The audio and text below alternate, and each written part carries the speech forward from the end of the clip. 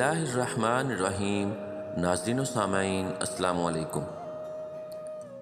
دہلی سے آنے سے پہلے وہ امبالہ چھاؤنی میں تھی، جہاں کئی گورے اس کے گاہک تھے۔ ان گوروں سے ملنے جلنے کے باعث وہ انگریزی کے 10-15 جملے سیکھ گئی تھی۔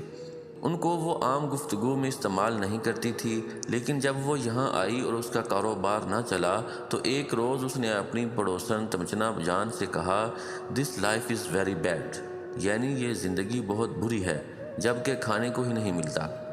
امبالہ چھاؤنی میں اس کا دھندا بہت اچھا چلتا تھا۔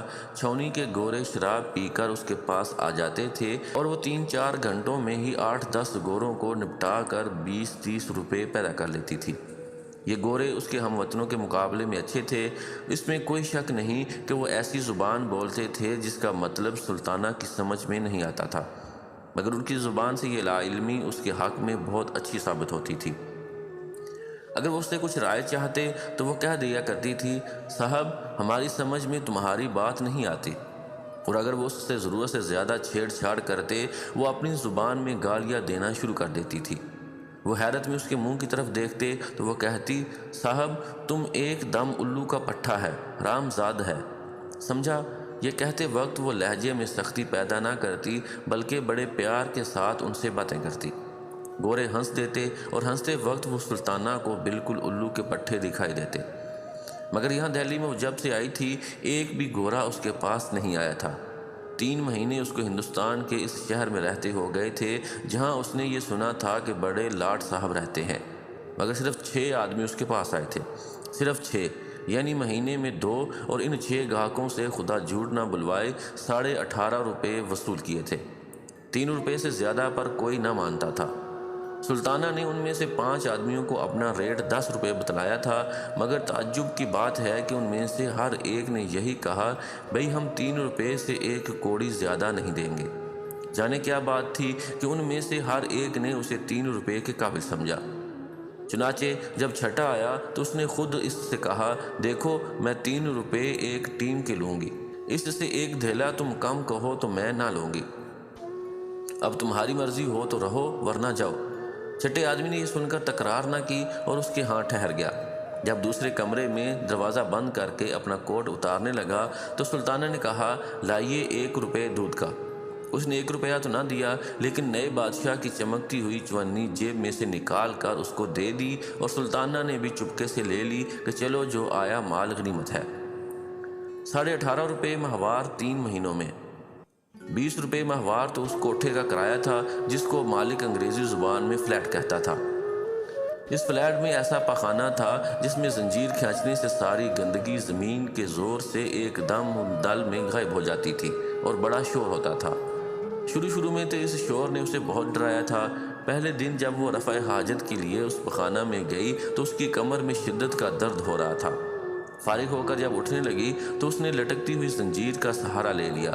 اس زنجیر کو دیکھ کر اس نے یہ خیال کیا کہ چونکہ یہ مکان خاص طور سے ہم لوگوں کی رہائش کے لیے تیار کیے گئے ہیں، یہ زنجیر اس لیے لٹکائی گئی ہے کہ اٹھتے وقت تکلیف نہ ہو اور سہارا مل جایا کرے۔ مگر جو ہی زنجیر پکڑ کر اس نے اٹھنا چاہا، اوپر کھٹ کھٹ سی ہوئی اور پھر ایک دم پانی اس شور کے ساتھ باہر نکلا کہ ڈر کے مارے اس کے منہ سے چیخ نکل گئی۔ خدا بخش دوسرے کمرے میں اپنا فوٹوگرافی کا سامان درست کر رہا تھا اور ایک صاف بوتل میں ہائیڈروکونین ڈال رہا تھا کہ اس نے سلطانہ کی چیخ سنی۔ دوڑ کر باہر نکلا اور سلطانہ سے کہنے لگا، "کیا ہوا، چیخ تمہاری تھی"؟ سلطانہ کا دل دھڑک رہا تھا۔ یہ مواپے خانہ ہے کیا؟ بیچ میں یہ ریل گاڑیوں کی طرح زنجیر کیا لٹکا رکھی ہے؟ میری کمر میں درد تھا، میں نے کہا چلو اس کو سہارا لے لوں گی، پر اس موئی زنجیر کو چھیڑنا تھا کہ ایسا دھماکہ ہوا کہ میں تم سے کیا کہوں۔ اس پر خدا بخش بہت ہنسا اور اس نے سلطانہ کو اس پیخانہ کی بابت سب کچھ بتا دیا تھا کہ یہ نئے فیشن کا ہے جس میں زنجیر ہلانے سے سب گندگی نیچے زمین میں دھنس جاتی ہے۔ خدا بخش اور سلطانہ کا آپس میں کیسے سمبندھ ہوا، یہ ایک لمبی کہانی ہے۔ خدا بخش راولپنڈی کا تھا۔ انٹرنس پاس کرنے کے بعد اس نے لاری چلانا سیکھا۔ چنانچہ 4 برس تک وہ راولپنڈی اور کشمیر کے درمیان لاری چلانے کا کام کرتا رہا۔ اس کے بعد کشمیر میں اس کی دوستی ایک عورت سے ہو گئی، اس کو بھگا کر وہ لاہور لے آیا۔ لاہور میں چونکہ اس کو کوئی کام نہ ملا، اس لیے اس نے اس عورت کو پیشے بٹھا دیا۔ 2-3 برس تک یہ سلسلہ چلتا رہا اور وہ عورت کسی اور کے ساتھ بھاگ گئی۔ خدا بخش کو معلوم ہوا کہ وہ امبالہ میں ہے۔ وہ اس کی تلاش میں امبالہ آیا۔ اس کو سلطانہ مل گئی۔ سلطانہ نے اس کو پسند کیا، چنانچہ دونوں کا سمبند ہو گیا۔ خدا بخش کے آنے سے ایک دم سلطانہ کا کاروبار چمک اٹھا، اور چونکہ ضعیف الاعتقاد تھی اس لیے اس نے سمجھا کہ خدا بخش بڑا بھگوان ہے جس کے آنے سے اتنی ترقی ہو گئی۔ چنانچہ اس خوش اعتقادی نے خدا بخش کی وقت اس کی نظروں میں اور بھی بڑھا دی۔ خدا بخش محنتی آدمی تھا۔ وہ سارا دن ہاتھ پر ہاتھ دھر کر بیٹھنا پسند نہیں کرتا تھا۔ چنانچہ اس نے ایک فوٹوگرافر سے دوستی پیدا کی جو ریلوے اسٹیشن کے باہر منٹ کیمرے سے فوٹو کھینچا کرتا تھا۔ اس نے فوٹو کھینچنا سیکھ لیا۔ پھر سلطانہ سے 60 روپے لے کر کیمرہ بھی خرید لیا۔ آہستہ آہستہ ایک پردہ بھی بنوا دیا، 2 کرسیاں خریدیں اور فوٹو دھونے کا سب سامان لے کر اس نے علیحدہ اپنا کام شروع کر دیا۔ کام چل نکلا، چنانچہ اس نے تھوڑے ہی عرصے بعد اپنا اڈا امبالہ چھاؤنی میں قائم کر دیا۔ یہاں وہ گوروں کے فوٹو کھینچتا رہتا۔ 1 مہینے کے اندر اندر اس کی چھاؤنی کے متعدد لوگوں سے واقفیت ہو گئی، چنانچہ وہ سلطانہ کو وہیں لے گیا۔ یہاں چھاؤنی میں خدا بخش کے ذریعے سے کئی گورے سلطانہ سے مستقل گاہک بن گئے اور اس کی آمدنی پہلے سے دگنی ہو گئی۔ سلطانہ نے کانوں کے لیے بندے خریدے، 5.5 تولہ کی 8 کنگنیاں بھی بنوا لی، 10-15 اچھی ساڑیاں بھی جمع کر لی۔ گھر میں فرنیچر وغیرہ بھی آ گیا۔ قصہ مختصر یہ کہ امبالہ چھاؤنی میں وہ بڑی خوشحال تھی، مگر ایکا ایکی نہ جانے خدا بخش کے دل میں کیا سمائی کہ اس نے دہلی جانے کی ٹھان لی۔ سلطانہ انکار کیسے کرتی جبکہ وہ خدا بخش کو اپنے لیے بہت مبارک خیال کرتی تھی۔ اس نے خوشی خوشی دہلی جانا قبول کر لیا، بلکہ اس نے یہ بھی سوچا کہ اتنے بڑے شہر میں جہاں لاٹ صاحب رہتے ہیں اس کا دھندا اور بھی اچھا چلے گا۔ اپنی سہیلیوں سے وہ دہلی شہر کی تعریف سن چکی تھی۔ پھر وہاں حضرت نظام الدین اولیاء کی خانقاہ تھی جس سے اسے بے حد عقیدت تھی۔ چنانچہ جلدی جلدی گھر کا بھاری سامان بیچ باچ کر خدا بخش کے ساتھ دہلی آ گئی۔ یہاں پہنچ کر خدا بخش نے 20 روپے ماہوار پر ایک چھوٹا سا فلیٹ لے لیا جس میں وہ دونوں رہنے لگے۔ ایک ہی قسم کے نئے مکانوں کی لمبی سی قطار سڑک کے ساتھ ساتھ چلی گئی تھی۔ میونسپل کمیٹی نے شہر کا یہ حصہ خاص قصبیوں کے لیے مقرر کر دیا تھا تاکہ وہ شہر میں جگہ جگہ اپنے اڈے نہ بنائیں۔ نیچے دکانیں تھیں اور اوپر 2 منزلہ رہائشی فلیٹ تھے۔ چونکہ سب عمارتیں ایک ہی ڈیزائن کی تھیں اس لیے شروع میں سلطانہ کو اپنا فلیٹ تلاش کرنے میں بہت دقت محسوس ہوتی تھی، پر جب نیچے لانڈری والے نے اپنا بورڈ گھر کی پیشانی پر لگا دیا تو اس کی ایک پکی نشانی مل گئی۔ یہاں میلے کپڑوں کی دھلائی کی جاتی۔ یہ بورڈ پڑھتے ہی وہ اپنا فلیٹ تلاش کر لیا کرتی تھی۔ اسی طرح اس نے اور بہت سی نشانیاں قائم کر لی تھیں۔ مثلاً بڑے بڑے حروف میں جہاں کوئلوں کی دکان لکھا تھا وہاں اس کی سہیلی ہیرا بالی رہتی تھی جو کبھی کبھی ریڈیو میں گانے گایا کرتی تھی۔ جہاں شرفاء کے کھانے کا اعلیٰ انتظام ہے لکھا تھا وہاں اس کی دوسری سہیلی مختار رہتی تھی۔ نواڑ کے کارخانے کے اوپر انوری رہتی تھی جو اس کارخانہ کے سیٹ کے پاس ملازم تھی۔ کیونکہ سیٹ صاحب کو رات کے وقت کارخانے کی دیکھ بھال کرنا ہوتی تھی اس لیے وہ رات کو انوری کے پاس ہی رہتے تھے۔ دکان کھولتے ہی گاہک تھوڑے ہی آتے ہیں۔ چنانچہ جب 1 مہینے تک سلطانہ بیکار رہی تو اس نے یہی سوچ کر اپنے دل کو تسلی دی، پر جب 2 مہینے گزر گئے اور کوئی اس کے کوٹھے پر نہ آیا تو اسے بہت تشویش ہوئی۔ اس نے خدا بخش سے کہا، کیا بات ہے خدا بخش، 2 مہینے آج پورے ہو گئے ہیں ہمیں یہاں آئے ہوئے، کسی نے ادھر کا رخ ہی نہیں کیا۔ مانتی ہوں آج کل بازار بہت مندہ ہے، پر اتنا بھی تو نہیں کہ مہینے بھر میں کوئی شکل ہی نہ دیکھنے آئے۔ خدا بخش کو بھی یہ بات بہت عرصے سے کھٹک رہی تھی مگر وہ خاموش تھا، پر جب سلطانہ نے خود بات چھیڑی تو اس نے کہا، میں کئی دن سے اس کی بابت سوچ رہا ہوں۔ ایک بات پر جب سلطانہ نے خود بات چھیڑی تو اس نے کہا، میں کئی دن سے اس کی بابت سوچ رہا ہوں۔ ایک بات میری سمجھ میں آئی ہے، وہ یہ کہ لوگ باغ جنگ دھندوں میں پڑنے کی وجہ سے لوگ بھاگ کر دوسرے دھندوں میں ادھر کا راستہ بھول گئے، یا پھر ہو سکتا ہے کہ وہ اس سے آگے کچھ کہنے والا تھا کہ سیڑھیوں پر کسی کے چڑھنے کی آواز آئی۔ خدا بخش اور سلطانہ دونوں اس آواز کی طرف متوجہ ہوئے۔ تھوڑی دیر کے بعد دستک ہوئی۔ خدا بخش نے لپک کر دروازہ کھولا۔ ایک آدمی اندر داخل ہوا۔ یہ پہلا گاہک تھا جس سے 3 روپے میں سودا طے ہوا۔ اس کے بعد 5 اور آئے، یعنی 3 مہینے میں 6، جن سے سلطانہ نے صرف 18.5 روپے وصول کیے۔ 20 روپے ماہوار تو فلیٹ کے کرائے میں چلے جاتے تھے، پانی کا ٹیکس اور بجلی کا بل جدا تھا۔ اس کے علاوہ گھر کے دوسرے خرچ تھے، کھانا پینا، کپڑے لتے، دوا دارو اور آمدن کچھ بھی نہیں۔ 18.5 روپے 3 مہینوں میں آئے تو اسے آمدن تو نہیں کہہ سکتے۔ سلطانہ پریشان ہو گئی۔ 5.5 تولے کی 8 کنگنیاں جو اس نے امبالہ میں بنوائی تھیں آہستہ آہستہ بک گئیں۔ آخری کنگنی کی جب باری آئی تو اس نے خدا بخش سے کہا، تم میری سنو اور چلو واپس امبالہ، یہاں کیا دھرا ہے؟ بھئی ہوگا، پر ہمیں تو یہ شہر راس نہیں آیا۔ تمہارا کام وہاں خوب چلتا تھا، چلو وہیں چلتے ہیں۔ جو نقصان ہوا ہے اس کو اپنا سر صدقہ سمجھو۔ یہ آخری کنگنی بیچ کر آؤ، میں اسباب وغیرہ باندھ کر تیار رکھتی ہوں۔ آج رات کی گاڑی سے یہاں سے چل دیں گے۔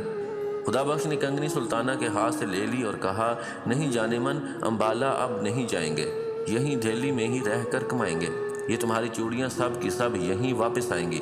اللہ پر بھروسہ رکھو، وہ بڑا کارساز ہے، یہاں پر بھی کوئی نہ کوئی اسباب بنا ہی دے گا۔ سلطانہ چپ ہو رہی، چنانچہ آخری کنگنی بھی ہاتھ سے اتر گئی۔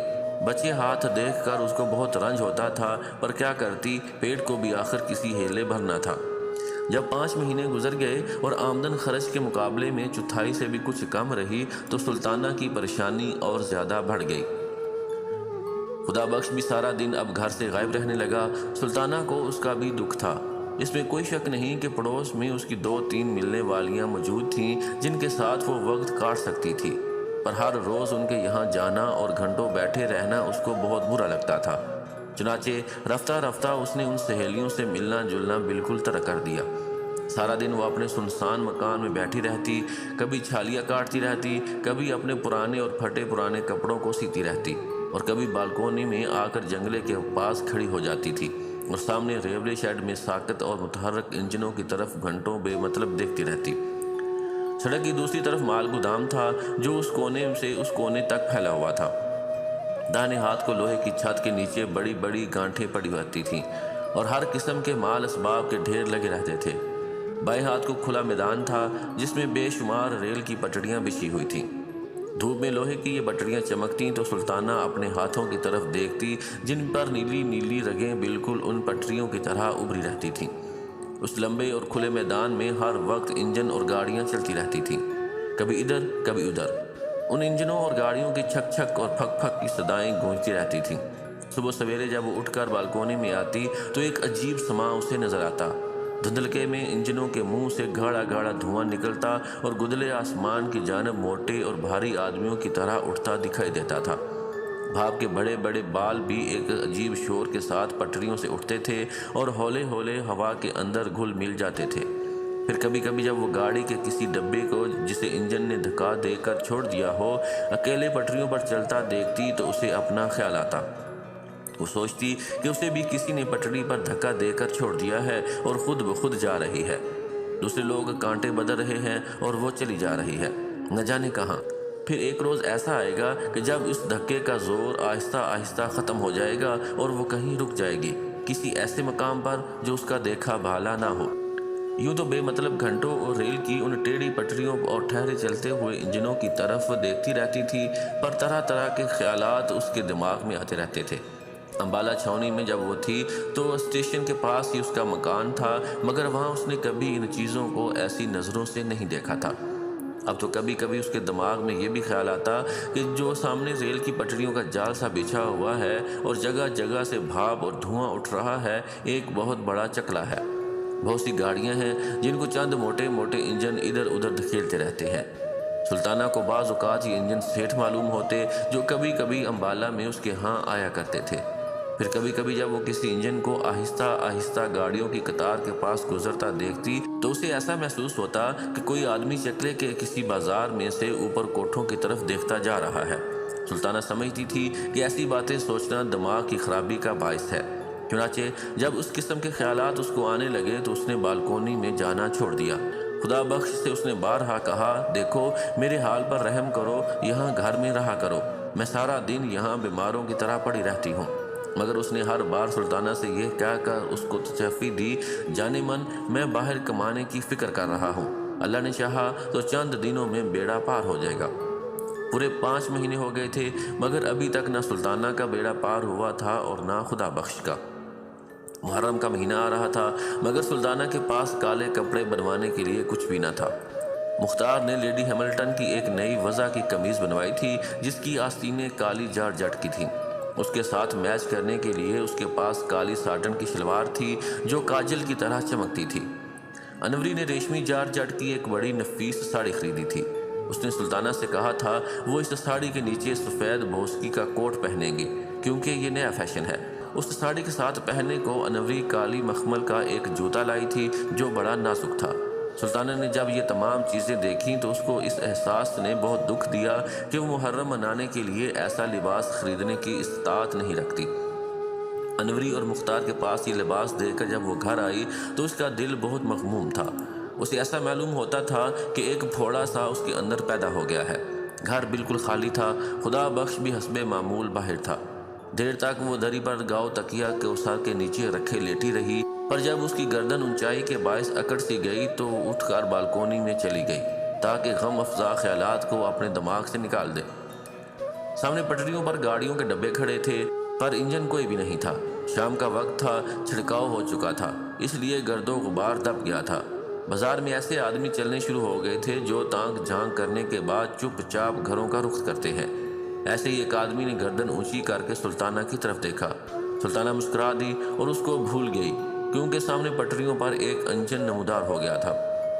سلطانہ نے غور سے اس کی طرف دیکھنا شروع کیا اور آہستہ آہستہ یہ خیال دماغ سے نکالنے کی خاطر جب اس نے پھر سڑک کی طرف دیکھا تو وہی آدمی بیل گاڑیوں کے پاس کھڑا نظر آیا جس نے اس کی طرف للچائی نظروں سے دیکھا تھا۔ سلطانہ نے ہاتھ سے اسے اشارہ کیا۔ اس نے ادھر ادھر دیکھ کر ہاتھ کے اشارے سے پوچھا کدھر سے آؤں؟ سلطانہ نے اسے راستہ بتا دیا۔ وہ آدمی تھوڑی دیر کھڑا رہا مگر بڑی پھرتی سے اوپر چلا آیا۔ سلطانہ نے اسے دری پر بٹھایا۔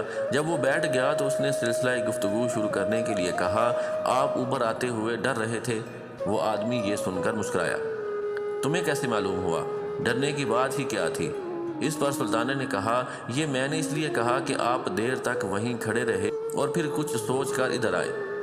وہ یہ سن کر مسکرا دیا، تمہیں غلط فہمی ہوئی، میں تمہارے اوپر والے فلیٹ کی طرف دیکھ رہا تھا۔ وہاں کوئی عورت کھڑی ایک مرد کو ٹھینگا دکھا رہی تھی۔ مجھے یہ منظر پسند آیا، پھر بالکونی میں سبز بلب روشن ہوا تو میں کچھ دیر کے لیے اور ٹھہر گیا۔ سبز روشنی مجھے بہت پسند ہے، آنکھوں کو اچھی لگتی ہے۔ یہ کہہ کر اس نے کمرے کا جائزہ لینا شروع کر دیا۔ پھر وہ اٹھ کھڑا ہوا۔ سلطانہ نے پوچھا، آپ جا رہے ہیں؟ آدمی نے جواب دیا، نہیں، میں تمہارے اس مکان کو دیکھنا چاہتا ہوں، چلو مجھے تمام کمرے دکھاؤ۔ سلطانہ نے اس کو تینوں کمرے ایک ایک کر کے دکھا دیے۔ اس آدمی نے بالکل خاموشی سے ان کمروں کا جائزہ لیا۔ جب وہ دونوں پھر اسی کمرہ میں آ گئے جہاں پہلے بیٹھے تھے تو اس آدمی نے کہا، میرا نام شنکر ہے۔ سلطانہ نے پہلی بار غور سے شنکر کی طرف دیکھا۔ وہ متوسط قد معمولی شکل کا انسان تھا مگر اس کی آنکھیں غیر معمولی طور پر صاف و شفاف تھیں۔ کبھی کبھی ان میں ایک عجیب قسم کی چمک بھی پیدا ہوتی تھی۔ گٹھیا اور کسرتی بدن تھا، کن پٹیوں پر اس کے بال سفید ہو رہے تھے۔ گرم پتلون پہنے تھا، سفید قمیض تھی جس کا کالر گردن پر سے اوپر کو اٹھا ہوا تھا۔ شنکر کچھ اسی طرح دری پر بیٹھا ہوا تھا کہ معلوم ہوتا تھا شنکر کی بجائے سلطانہ کا حق ہے۔ اس احساس نے سلطانہ کو قدرے پریشان کر دیا، چنانچہ اس نے شنکر سے کہا، فرمائیے۔ شنکر بیٹھا تھا، یہ سن کر لیٹ گیا۔ میں کیا فرماؤں؟ کچھ تم ہی فرماؤ، بلایا تم نے ہے مجھے۔ جب سلطانہ کچھ نہ بولی تو اٹھ بیٹھا۔ میں سمجھا، لو اب مجھ سے سنو، جو کچھ تم نے سمجھا ہے غلط ہے۔ میں ان لوگوں میں سے نہیں ہوں جو کچھ دے جایا کرتے ہیں۔ ڈاکٹروں کی طرح میری بھی فیس ہے، مجھے جب بلایا جائے تو فیس دینی ہی پڑتی ہے۔ سلطانہ یہ سن کر چکرا گئی مگر اس کے باوجود اسے بے اختیار ہنسی آ گئی۔ آپ کیا کام کرتے ہیں؟ شنکر نے جواب دیا، یہی جو تم لوگ کرتے ہو۔ کیا؟ میں کچھ سمجھی نہیں۔ میں بھی کچھ نہیں کرتا، سلطانہ نے بھنا کر کہا۔ یہ کوئی بات نہ ہوئی، آپ کچھ نہ کچھ تو ضرور کرتے ہوں گے۔ شنکر نے بڑے اطمینان سے جواب دیا، تم بھی تو کچھ نہ کچھ ضرور کرتی ہوگی۔ جھک مارتی ہوں، تو آؤ دونوں ماریں، میں حاضر ہوں، مگر میں جھک مارنے کے دام کبھی نہیں دیا کرتا۔ ہوش کی دعا کرو، یہ لنگر خانہ نہیں اور میں بھی والنٹیئر نہیں۔ سلطانہ یہاں رک گئی۔ اس نے پوچھا، یہ والنٹیئر کون ہوتے ہیں؟ شنکر نے جواب دیا، الو کے پٹھے۔ میں بھی الو کی پٹھی نہیں، مگر وہ آدمی جو تمہارے ساتھ رہتا ہے ضرور الو کا پٹھا ہے۔ کیوں؟ اس لیے کہ وہ کئی دنوں سے ایک ایسے خدا رسیدہ فقیر کے پاس اپنی قسمت کھلوانے کی خاطر جا رہا ہے جس کی اپنی قسمت زنگ لگے تالے کی طرح بند ہے۔ یہ کہہ کر شنکر ہنسا۔ اس پر سلطانہ نے کہا تم ہندو ہو اس لیے ہمارے ان بزرگوں کا مذاق اڑاتے ہو۔ شنکر مسکرا دیا، ایسی جگہ پر ہندو مسلم سوال پیدا نہیں ہوا کرتا۔ بڑے بڑے پنڈت مولوی اگر یہاں آئیں تو وہ شریف آدمی بن جائیں، جانے تم کیا اوٹ پٹانگ باتیں کر رہے ہو، بولو رہو گے اسی شرط پر جو میں نے پہلے بتا چکا ہوں۔ سلطانہ اٹھ کھڑی ہوئی، تو جاؤ رستہ پکڑو۔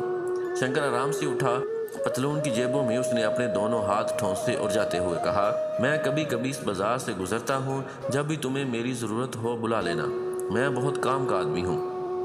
شنکر چلا گیا اور سلطانہ کالے لباس کو بھول کر دیر تک اس کے متعلق سوچتی رہی۔ اس آدمی کی باتوں نے اس کے دکھ کو بہت ہلکا کر دیا تھا۔ اگر وہ امبالہ میں آیا ہوتا جہاں وہ خوشحال تھی تو اس نے کسی اور ہی رنگ میں اس آدمی کو دیکھا ہوتا اور بہت ممکن ہے کہ اسے دھکے دے کر باہر نکال دیا ہوتا۔ یہاں چونکہ وہ اداس رہتی تھی اس لیے شنکر کی باتیں پسند آئیں۔ شام کو جب خدا بخش آیا تو سلطانہ نے اس سے پوچھا، تم آج سارا دن کدھر غائب رہے ہو؟ خدا بخش تھک کر چور چور ہو رہا تھا، کہنے لگا پرانے قلعے سے آ رہا ہوں، وہاں ایک بزرگ کچھ دنوں ٹھہرے ہوئے ہیں، انہی کے پاس ہر روز جاتا ہوں کہ ہمارے دن بھر جائیں۔ کچھ انہوں نے تم سے کہا؟ نہیں، ابھی وہ مہربان نہیں ہوئے، پر سلطانہ میں جو ان کی خدمت کر رہا ہوں وہ عقارت کبھی نہیں جائے گی، اللہ کا فضل شامل حال رہا تو ضرور وارے نیارے ہو جائیں گے۔ سلطانہ کے دماغ میں محرم منانے کا خیال سمایا ہوا تھا۔ خدا بخش سے رونی آواز میں کہنے لگی، سارا دن باہر غائب رہتے ہو، میں یہاں پنجرے میں قید رہتی ہوں، نہ کہیں جا سکتی ہوں، محرم سر پر آ گیا ہے، کچھ تم نے اس کی بھی فکر کی کہ مجھے کالے کپڑے چاہیے؟ گھر میں پھوٹی کوڑی تک نہیں، کنگنیاں تھیں سو وہ ایک ایک کر کے بک گئیں، اب تم ہی بتاؤ کہ کیا ہوگا؟ یوں فقیروں کے پیچھے کب تک مارے پھرا کرو گے؟ مجھے تو ایسا دکھائی دیتا ہے کہ یہاں دہلی میں خدا نے بھی ہم سے منہ موڑ لیا ہے، میری سنو تو اپنا کام شروع کر دو، کچھ تو سہارا ہو ہی جائے گا۔ خدا بخش دری پر لیٹ گیا اور کہنے لگا، پر یہ کام شروع کرنے کے لیے بھی تو تھوڑا بہت سرمایہ چاہیے، خدا کے لیے اب ایسی دکھ بھری باتیں نہ کرو، مجھ سے برداشت نہیں ہو سکتی، میں نے سچ مچ امبالہ چھوڑنے میں سخت غلطی کی تھی، پر جو کرتا ہے اللہ ہی کرتا ہے اور ہماری بہتری ہی کے لیے کرتا ہے، کیا پتا ہے کچھ دیر اور تکلیف برداشت کرنے کے بعد ہم۔ سلطانہ نے بات کاٹ کر کہا، تم خدا کے لیے کچھ کرو، چوری کرو یا ڈاکہ ڈالو، پر مجھے شلوار کا کالا کپڑا لا دو، میرے پاس سفید بوسکی کی ایک قمیض پڑی ہوئی ہے، اس کو میں کالا رنگوا لوں گی، سفید شفون کا ایک دوپٹہ بھی میرے پاس موجود ہے، وہی جو تم نے دیوالی پر مجھے لا کر دیا تھا، یہ بھی قمیض کے ساتھ ہی رنگوا لیا جائے گا، ایک صرف شلوار کی کسر ہے سو وہ تم کسی نہ کسی طرح پیدا کر دو، دیکھو تمہیں میری جان کی قسم کسی نہ کسی طرح ضرور لا دو۔ خدا بخش اٹھ بیٹھا، اب تم خواہ مخواہ زور دیے چلی جا رہی ہو، میں کہاں سے لاؤں گا؟ افیم کھانے کے لیے تو میرے پاس پیسے نہیں، کچھ بھی کرو مگر 4.5 گز کالی شلوار کا کپڑا لا دو، دعا کرو کہ آج رات ہی اللہ 2-3 بندے بھیج دے، لیکن تم کچھ نہیں کرو گے، تم اگر چاہو تو ضرور اتنے پیسے پیدا کر سکتے ہو، جنگ سے پہلے ساڑھن 12-14 آنے گز مل جاتی تھی، اب 1.25 روپے گز کے حساب سے ملتی ہے، 4.5 گزوں پر کتنے روپے خرچ ہو جائیں گے؟ اب تم کہتی ہو تو میں کوئی ہیلا کروں گا۔ یہ کہہ کر خدا بخش اٹھا، لو اب ان باتوں کو بھول جاؤ، میں ہوٹل سے کھانا لاتا ہوں۔ ہوٹل سے کھانا آیا، دونوں نے مل کر زہر مار کیا اور سو گئے۔ صبح ہوئی، خدا بخش پرانے قلعے والے فقیر کے پاس چلا گیا، سلطانہ اکیلی رہ گئی، کچھ دیر لیٹی رہی، کچھ دیر سوئی رہی، ادھر ادھر کمروں میں ٹہلتی رہی، دوپہر کا کھانا کھانے کے بعد اس نے اپنا شفون کا دوپٹہ اور سفید بوسکی کی قمیض نکالی اور نیچے لانڈری والے کو رنگنے کے لیے دے آئی، کپڑے دھونے کے علاوہ وہاں رنگنے کا کام بھی ہوتا تھا۔ یہ کام کرنے کے بعد واپس آ کر فلموں کی کتابیں پڑھی جن میں اس کی دیکھی ہوئی فلموں کی کہانی اور گیت چھپے ہوئے تھے، یہ کتابیں پڑھتے پڑھتے وہ سو گئی، جب اٹھی تو 4 بج چکے تھے کیونکہ دھوپ آنگن میں موری کے پاس پہنچ چکی تھی، نہا دھو کر فارغ ہوئی تو گرم چادر اڑ کر بالکونی میں آ کھڑی ہوئی، قریباً 1 گھنٹہ سلطانہ بالکونی میں کھڑی رہی، اب شام ہو گئی تھی، بتیاں روشن ہو رہی تھیں، نیچے سڑک میں رونق کے آثار نظر آ رہے تھے، سردی میں تھوڑی سی شدت ہو گئی تھی مگر سلطانہ کو یہ ناگوار معلوم نہ ہوا، وہ سڑک پر آتے جاتے ٹانگوں اور موٹروں کی طرف ایک عرصے سے دیکھ رہی تھی، دفعتاً اسے شنکر نظر آیا، مکان کے نیچے پہنچ کر اس نے گردن اونچی کی اور سلطانہ کی طرف دیکھ کر مسکرایا، سلطانہ غیر ارادی طور پر ہاتھ کا اشارہ کیا اور اسے اوپر بلا لیا۔ جب شنکر اوپر آ گیا تو سلطانہ بہت پریشان ہوئی کہ اسے کیا کہے۔ دراصل اس نے ایسے ہی بنا سوچے سمجھے اسے اشارہ کر دیا تھا۔ شنکر بے حد مطمئن تھا جیسے اس کا اپنا گھر ہے، چنانچہ بڑی بے تکلفی سے پہلے روز کی طرح گھو تکیے کو سر کے نیچے رکھ کر لیٹ گیا۔ جب سلطانہ نے دیر تک اس سے کوئی بات نہ کی تو اس نے کہا، تم 100 دفعہ مجھے بلا سکتی ہو اور 100 دفعہ ہی کہہ سکتی ہو کہ چلے جاؤ، میں ایسی باتوں پر کبھی ناراض نہیں ہوا کرتا۔ سلطانہ شش و پنج میں گرفتار ہو گئی، کہنے لگی، نہیں بیٹھو، تمہیں جانے کو کون کہتا ہے؟ شنکر اس پر مسکرا دیا، تو میری شرطیں تمہیں منظور ہیں؟ کیسی شرطیں؟ سلطانہ نے ہنس کر کہا، کیا نکاح کر رہے ہو مجھ سے؟ نکاح اور شادی کیسی؟ نہ تم عمر بھر میں کسی سے نکاح کرو گی نہ میں، یہ رسمیں ہم لوگوں کے لیے نہیں، چھوڑو ان فضولیات کو، کوئی کام کی بات کرو۔ بولو کیا کروں؟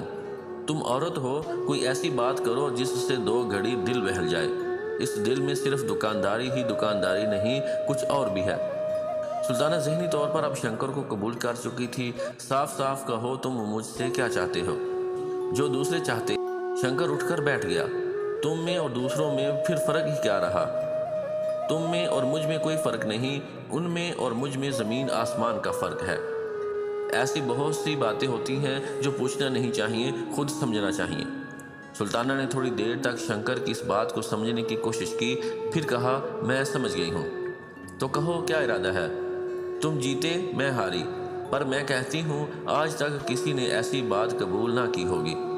تم غلط کہتی ہو۔ اسی محلہ میں تمہیں ایسی سادہ لو عورتیں بھی مل جائیں گی جو یقین نہیں کریں گی کہ کیا عورت ایسی ذلت قبول کر سکتی ہے جو تم بغیر کسی کسر کے قبول کرتی رہی ہو، لیکن ان کے یقین کرنے کے باوجود تم ہزاروں کی تعداد میں موجود ہو۔ تمہارا نام سلطانہ ہے نا؟ سلطانہ ہی ہے۔ شنکر اٹھ کھڑا ہوا اور ہنسنے لگا۔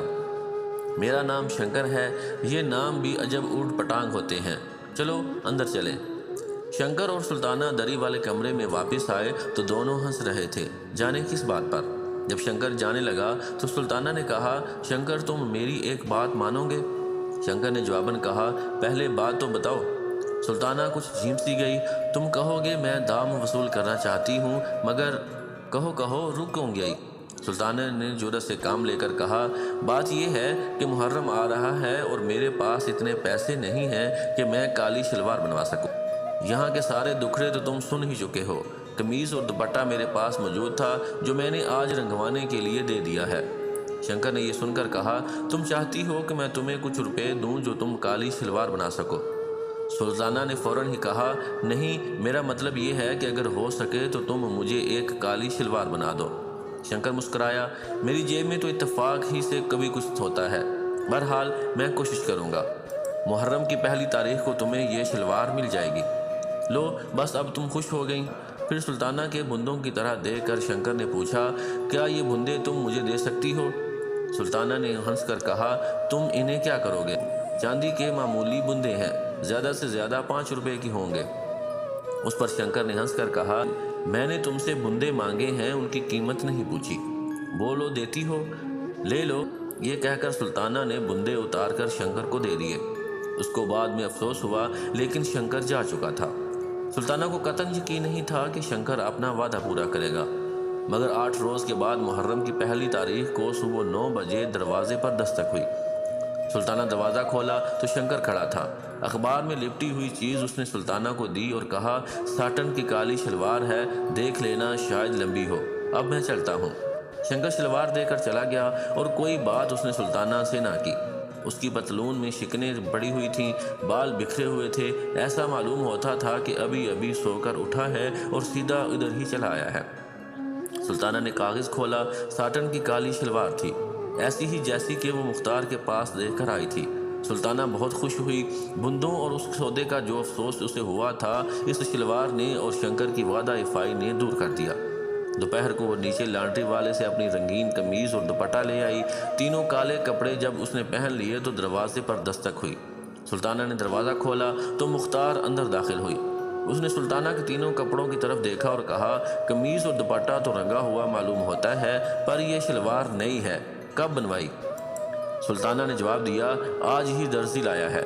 یہ کہتے ہوئے اس کی نظریں مختار کے کانوں پر پڑیں، یہ بندے تم نے کہاں سے لیے؟ مختار نے جواب دیا آج ہی منگوائے ہیں۔ اس کے بعد دونوں کو تھوڑی دیر خاموش رہنا پڑا۔